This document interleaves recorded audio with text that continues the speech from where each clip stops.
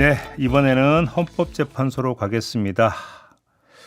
시선 집중돼 있는 곳은 바로 헌법재판소죠. 언제 어떤 선고를 할지 관심이 여기에 집중되고 있는데요. 헌법재판소 헌법연구관을 지낸 노희범 변호사와 관련 이야기 나눠보겠습니다. 어서 오세요. 안녕하세요. 요즘 이런 질문 진짜 많이 받으시죠? 그렇습니다. 선고 언제 나오냐? 예.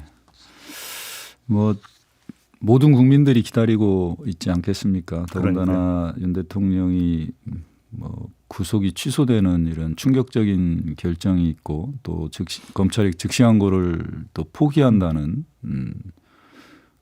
좀 예상할 수 없는 일들이 계속적으로 벌어지다 보니까 국민들도 좀 걱정을 하고 있는 것이 아닌가 헌재 결정에 대해서. 예. 예. 그럼 저도 한번 여쭤보겠습니다. 언제 나올까요? 이번 주 안에 저는 선고된다라고 그래요? 예상이 되고요. 예. 뭐 대통령 권한정지라는 대통령 탄핵 심판은 헌정에 있어서 굉장히 중단된 상황입니다. 비상적 상황이고 헌정 질서를 원상 회복하는 것은 탄핵 심판을 빨리 결론을 내리고 주권자가 직접 선출한 대통령에 의해서 국정이 운영되도록 해야 되는 것이 우리 헌정 질서를 회복하는 첫 발걸음이다 이렇게 생각됩니다. 근데 지금 그 매일 평의가 열리고 있고 그 다음에 이제 마지막 절차인 평의 내용을 투표에 붙이는 평결. 이 평결 절차에는 아직 이르지 못했다는 지금 보도가 있었거든요. 헌법재판소의 평의나 평결에 대해서는 재판관들이 모두 비밀 준수 의무가 있기 때문에 밖에서는 전혀 알 수 없습니다. 그럼 이 보도는 넘겨짓기 보도 이렇게 보시는 겁니까? 뭐 저는 그렇게 생각됩니다. 그래요? 그 선고가 되기 전까지 이 재판관들 내부에서 언제 어떤 평결이 있었는지는 전혀 알 수 없고요. 다만 이제 선고가 임박했다라는 것은 이제 평결이 이루어지고 결정문 초안이 이미 작성이 되는 과정이거든요. 그렇다면은 뭐 선고를 뭐 2, 3일 남겨놓은 상황에서는 이미 결정문 초안도 이미 작성이 되고 있거나 최소한 거의 완성 단계에 이르렀다. 그래야 뭐 선고를 하고 보도 자료도 만들고 하지 않겠습니까? 그리고 지금 대통령 탄핵 사건의 전례 비춰보면 2주 내에는 대부분 선고가 됐고 지금 오늘자로 딱 2주가 됐네요. 2주가 됐습니다. 다른 사건보다 더 좀 오래 걸리고 있거든요. 그런 점에서 이번 주에는 이제 무조건 선고를 될 것이다. 그리고 선고해야만 된다라고 생각됩니다. 이제 이렇게 오랫동안 재판관들이 계속 고민할 이유는 없고 저는 제 생각에는 재판관들이 이게 뭐 역사적인 사건이고 대통령의 어떤 친위 쿠데타가 우리 헌정에 미치는 영향이 어땠는지 이런 것들을 재판관들이 결정문에 담기 위해서 뭐 한자 한자 한 구절 한 구절 다듬고 또 다듬는 것이 아닌가. 그래서 시간이 좀 더 걸리고 있는 것이 아닌가 이렇게 생각이 됩니다. 일단 실무적으로 평의가 열리면 그것도 이제 매일 평의가 열린다고 한다면 어떤 내용들이 논의가 되는 겁니까? 예를 들어서 그 파면 여부를 결정하는 중요한 사안 하나하나에 대해서 재판관들이 이제 오늘은 이거 A라고 하는 사안, 내일은 B라는 사안, 요거에 대해서 토론을 하는 겁니까? 어떻게 되는 겁니까? 그 평의도 재판관들의 회의이기 때문에 회의의 내용이나 뭐 회의의 진행 방식에 대해서는 재판관들이 결정하고 그거는 케이스 바이 케이스다. 거기에는 그 재판관 외에는 아무도 배석을 안 합니다. 그렇습니다. 재판관 외에는 누구도 연구관 이런 사람들 일체 배석 안 그렇습니다. 하고. 뭐 평의 중에 궁금한 점이 있어서 뭐 주심 뭐 연구관이나 이런 사람들한테 뭐 이렇게 물어보는 과정이 있을 수는 있다. 잠시 그렇지만. 재판관들의 회의 과정에 누구도 참여할 수 없다. 그럼 이게 뭐 녹음, 속기 이런 것도 전혀 안 되는 겁니까? 전혀 없습니다.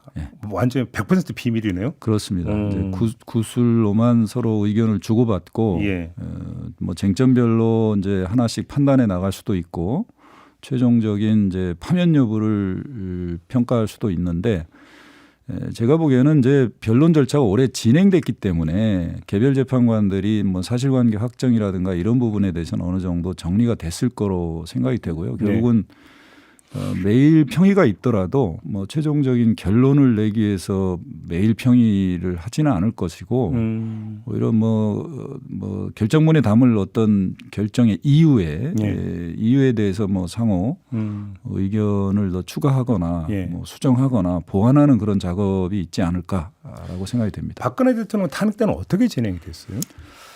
뭐 평의는 비밀이기 때문에 뭐 공식적으로 밝혀진 바는 없습니다만 제가 들은 얘기로는 당시 대통령 탄핵 심판의 어떤 결론이 굉장히 중요하고 따라서 보완이 무엇보다 중요하지 않겠습니까? 그래서 당시 재판관들은 연구관을 TF팀을 2개로 만들어서 한 팀은 파면 결정의 결정문을 작성하고 한 팀은 기각 결정문의 결정문을 작성해서 동시에 2개 결정문을 재판관 평의에 올리고 거기서 재판관들이 그 결정문을 보고 이제 최종적인 자기의 결론, 즉 평결을 했다는 얘기를 들었습니다. 그래서 연구관들 각 TF 팀끼리는 서로 의견을 교환하지 마라.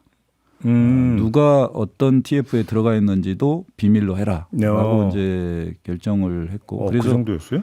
예, 선고에 임박해서 뭐 하루 전 뭐 듣기로는 뭐 그날 아침에 했다는데 사실은 그날 아침에 하기는 뭐 좀 쉽지는 않은데 선고기일. 그래서 그렇게 결정을 해서 철저하게 보안이 유지됐다라고 합니다. 그래서 이번에도 헌법재판소가 통상 이제 재판관들이 전례를 중시하는 경향이 있습니다. 그런 점에서 이번에도 이런 형태로 좀 진행될 가능성도 있지 않나라고 그러면 생각이 됩니다. 우리가 이제 통상 생각할 때는 그 재판관들이 모여서 저 탄핵 인용을 할지 기각을 할지를 먼저 결정을 하고 거기에 맞춰서 결정문을 이제 쓸 것 같은데 그게 아니라는 거네요. 그렇죠. 이미 오히려 정반대의 과정이 되는 거네요. 그렇죠. 뭐 대부분 이제 연구 보고서는 이제 검토 보고서는 이미 올라가서 재판관들이 이제 위헌론이든 뭐 파면론이든 기각론이든 충분히 그 논거는 알 수는 있지만 최종적인 결정 단계에 있어 결정문 이유까지 충분히 이제 숙지한 다음에 최종 결정을 하게 된다는 거죠. 그럼 보통 그 예를 들어서 그 선고일 2, 3일 전에 언제 선고를 합니다라고 고지를 하잖아요. 그렇습니다. 그러면 그 고지를 하는 시점에는 결정이 되어 있습니까? 안 되어 있습니까? 통상은 당연히 돼야죠. 그러니까요. 결정을 하지 않고 선고기를 지정한다는 것은 그러면 예상하기 어렵습니다. 박근혜 대통령 탄핵 때 당일에 뭐 편결했다 이런 것은 좀 신빙성이 떨어지는 거라고 봐요. 저는 그렇다고 봅니다. 왜냐하면 자기가 어떤 결론에 있더라도 거기에 뭐 소수 의견이나 보충 의견을 다시 또 써야 되지 않겠습니까? 어떤 것이 다수 의견이 되는지는 최소한 사전에 알아야 되기 때문에 그렇죠.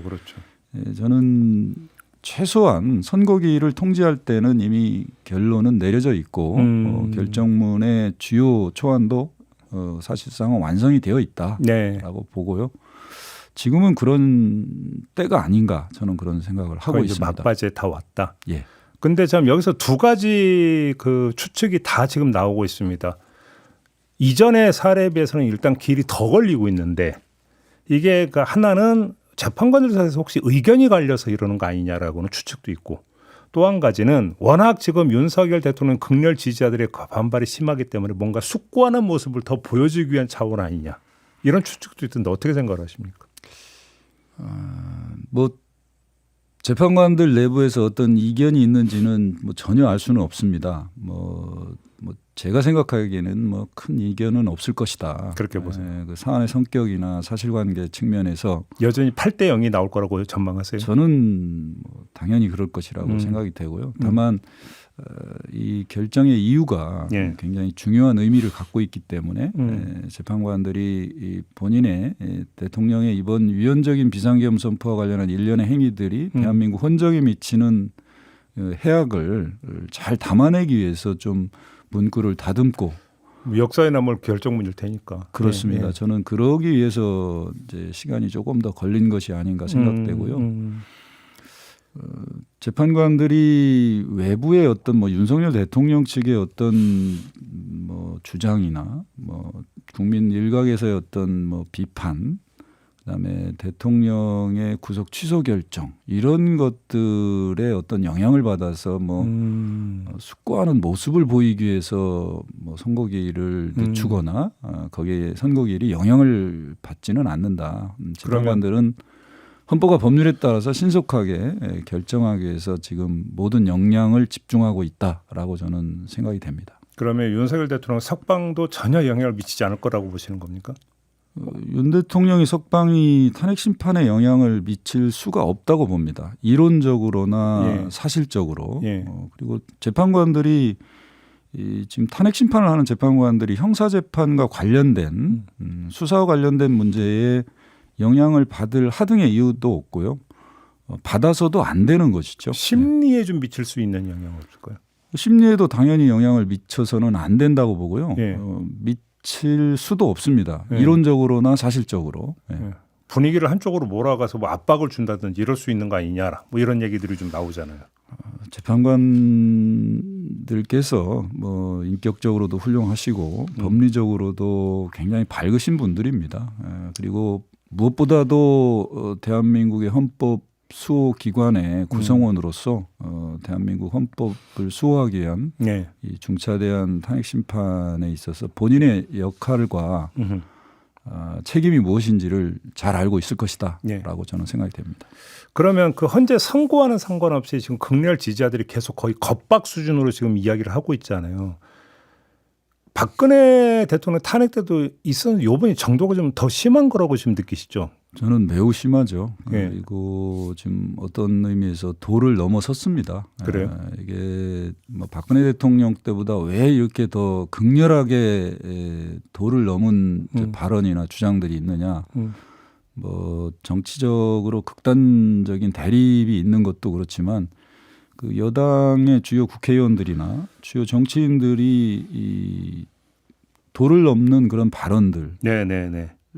그다음에 뭐 지금 뭐 대통령 측 변호인단, 대리인단들의 이 뭐 헌재나 재판관들에 대한 부당한 개별적인 공격들 이런 것들이 더 국민들이나 지지층을 더 자극하고 법에 대한 어떤 민감도를 더 낮추는 그런 경향이 있다. 굉장히 위험한 행동이고요. 어느 정도 이 사태가 정리되면 이런 부분에 대한 법적 책임을 당연히 물어야 된다라는 생각까지 하게 됩니다. 그래요. 지금 보도를 보면은 그 헌법재판소 홈페이지 자유 게시판 여기에 이제 그 윤석열 대통령 지지자들이 글을 남기기 위해서 매크로까지 동원하고 있다 이런 보도가 있었거든요. 이거 범죄가 되는 거 아닙니까? 그렇죠. 자유 게시판이라는 것은 본인들의 의사를 자유롭게 표현하고 뭐 의견을 개진하라는 장소인데 의견이나 어떤 자신의 어떤 표현보다도 뭐 자신의 의견 주장을 왜곡할 수 있지 않겠습니까? 그래서 매우 부적절하고요. 이런 것은 결국은 범죄가 될 가능성도 있다. 헌법재판소가 뭐 헌법 수호기관으로서 국민들의 의견을 자유롭게 표현하고 의견을 개진할 수 있는 기회를 제공했는데 다른 사람의 의견 개진까지 못하도록 기회를 막으면 안 되지 않겠습니까? 매크로를 이용한다는 것 자체가 다른 사람의 기회를 뺏는 거거든요. 그 지금 헌법재판소에 그 재판관 8명만 있는 게 아니라 많은 직원들이 또 있지 않습니까? 그렇습니다. 연구관들도 있고. 내부 분위기 좀 혹시 좀 얘기 들으셨어요? 어떤지? 뭐 제가 뭐 내부에 있는 분하고 직접적으로 이제 뭐 연락을 주고받는 것은 아니기 때문에 뭐 직접 들은 것은 없지만 간접적으로 굉장히 힘들죠. 왜냐하면 지금 뭐 다 막혀 있고. 일단 소음부터가 너무 심하죠. 저도 뭐 과거에 근무할 때 보면은 이제 대통령 탄핵이라든가 이제 신행정 수도 사건이라든가 정치적 국민적 관심이 높았던 사건에는 헌재 경내가 굉장히 좁습니다. 맞아요. 다른 뭐 법원들과도 좀 다르듯이 그래서 밖에서 뭐 조그만 그 확성기로 얘기만 하더라도 재판관들 뭐 재판관실이나 연구관실에 그대로 바로 전달이 되거든요. 담장도 되게 낮잖아요. 그래서 정말 지금 굉장히 고통스러운 상태에서 아마 근무를 하고 있고 재판관들도 상당히 그 업무에 집중하는데 어려움을 겪고 스트레스를 받고 있지 않을까 생각이 됩니다. 제가 보도에서 얼핏 봤는데 그 평의가 열리는 회의실엔 도청 방지 장치도 돼 있다는 보도가 있었거든요. 맞습니까? 맞습니다. 예, 과거에 그 재판관 평의 내용이 예. 일부 언론에 이제 노출되는 그런 사고가 있었습니다. 아, 옛날에 실제로. 있었어요? 예, 그래서 이제 과연 누가 이것이 이제 누설이 됐느냐에 예. 대해서는 사실 찾아내지는 못했지만 예. 이것이 분명히 문제가 있다라고 해서 과거 노무현 대통령 탄핵 심판 때 그런 일이 있어서 그 이후에 재판관 평의실에는 도청 방치 장치를 다 해놓은 상태로. 그러면 지금 이래서 재판관 가운데 그 누군가가 의도적으로 이야기하지 않는 이상 지금 어떻게 될지는 아무도 모른다. 한마디로 얘기하면. 그렇습니다. 철통 보안이다. 예. 사실 박근혜 탄핵 때 막바지 기각될 거란다고 이런 그 풍문이 많이 돌았잖아요. 예. 실제 뭐 박근혜 대통령의 대리인단이 박근혜 대통령한테 보고까지 했다는 얘기가 있었습니다. 예, 그런 얘기도 있었죠. 예, 그런데 결과가 완전히 바뀌어서 박근혜 대통령이 엄청 실망을 했고 그랬다는 얘기를 그러니까 들었습니다. 그럼 최근에 5대 3일 거다 이런 것도 그냥 말 그대로 그냥 유언별 낭설 그렇게 이해하면 되는 건가요? 저는 뭐 그렇게 생각합니다. 이제 그래요? 뭐 며칠 뒤에 네. 이제 밝혀지겠지만 예. 이제 지금 나오는 보도들은 전혀 사실과는 다른 것이다. 예, 거기에 너무 주의 집중할 이유는 없다. 예, 아무도 그렇습니다. 모른다. 예. 이런 말씀이신 거죠. 정리를 하면. 알겠습니다. 하루라도 좀 빨리 좀 선거가 좀 나왔으면 좋겠다. 이건 아마 거의 모든 국민들의 바람일 것 같습니다. 뭐 재판관님들께 좀 부탁드리고 싶은 것은 모든 국민들이 또 국가적 차원에서도 빨리 선고되어야 그러니까. 한다. 좀 부탁드린다는 말씀을 드리고 싶습니다. 알겠습니다. 헌법연구관을 지낸 노희범 변호사와 함께했습니다. 고맙습니다. 감사합니다.